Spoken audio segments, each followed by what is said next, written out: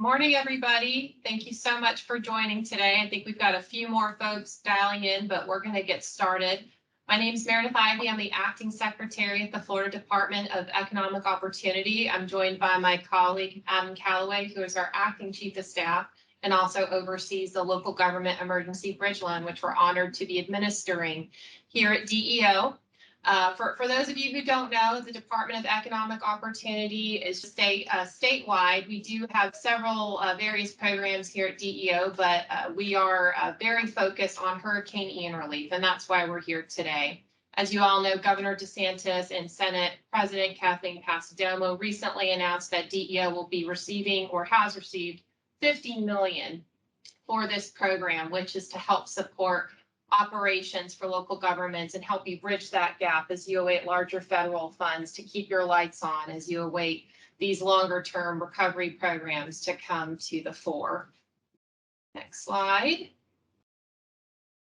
Go to the next one as well. Thank you. So just an overview of the local government emergency bridge loan. And we're going to give you a little bit of guidance today so you can start getting these applications through.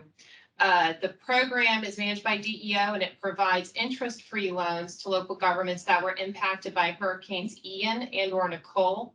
The one-time appropriation DEO received will fund governmental operations within these Florida counties and municipalities to bridge the gap between the time of the hurricane and the time additional sources or revenues are secured. The governmental operations are costs associated with continuing, expanding, or modifying local governmental operations to meet disaster-related needs. These include costs such as, but not limited to, staff salaries and payroll. And we do have all of this information online as well. We have a webpage dedicated to this, which we will email out to everybody after this call. With that, I'm going to hand it over to Adam, who will go through some specifics. And then we'll be happy to answer some initial questions from folks on the line. Thank you, Secretary. Good morning, everybody.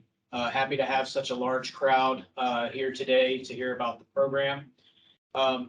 Eligible applicants for the local government emergency bridge loan program include counties or municipalities located in an area designated in the Federal Emergency Management Agency disaster declarations for either Hurricane Ian and or Hurricane Nicole. An applicant must show that it may suffer or has suffered substantial loss of its tax or other revenues because of the hurricane and demonstrate a need for financial assistance to perform its governmental operations. Lastly, applicants must submit all of the required information and documentation for DEO to complete.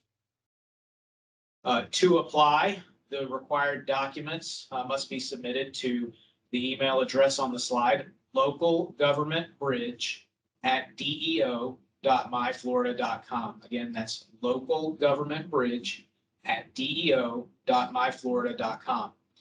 And applications need to include the name of the county or the municipality that's applying, the name of the hurricane or hurricanes that impacted the local government, the total amount of funding requested for governmental operations, the most recently completed operational audit, if any, the 2 most recent years of audited financial statements, reductions in tax revenues, both in dollars and a percentage of revenues since the storm made landfall, estimates regarding reductions in future tax revenues over the next 24 months, a certification that loan funds will only be used to continue governmental operations, and any additional documentation that you may believe will support funding the application.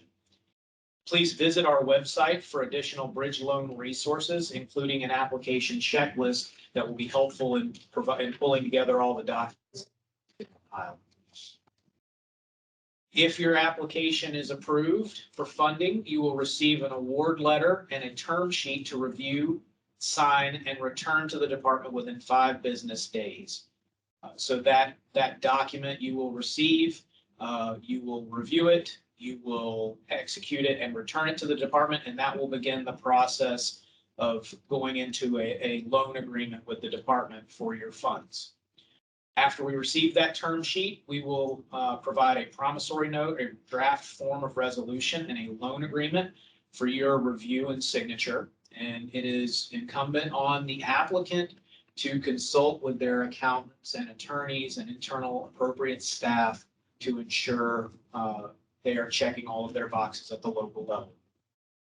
Once these documents have been returned to DEO and the agreement is fully executed, funds will be dispersed and the loan term will begin. The term of the loan is for 1 year unless otherwise extended by DEO, and it may not exceed 18 months. Interest will not accrue during the term of the loan, and at maturity, simple interest will accrue on any unpaid principal balance at a rate of 10%. It is important to note that the maturity of the loan will automatically accelerate and interest will begin to accrue should you use loan funds for an unallowable purpose. The only allowable purpose is for governmental operations. So that concludes our presentation. It was very short and hopefully very painless. We'll step off camera for a moment and we'll gather any questions that you may have put into the chat. And we'll look to provide answers to some of those here in the next few minutes.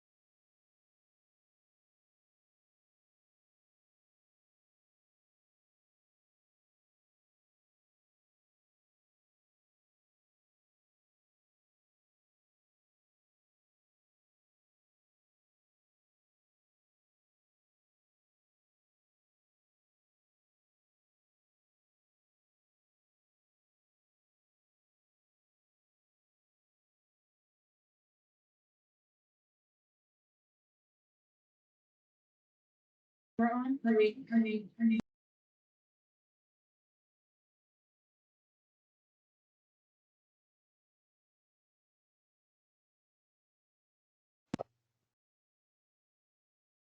Got a few questions gathered in the chat. The first one, can school districts access this funding?